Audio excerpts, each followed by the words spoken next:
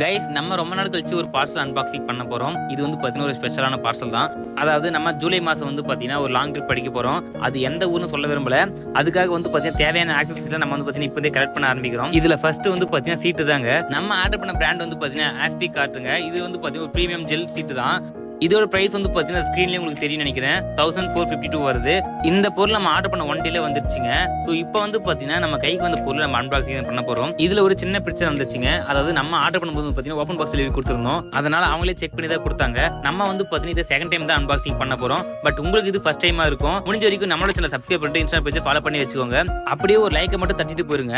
நம்ம வாங்கின பொருள் நம்ம அன்பாக்சிங் பண்றது எப்பவுமே ஒரு தனி சுகதாங்க.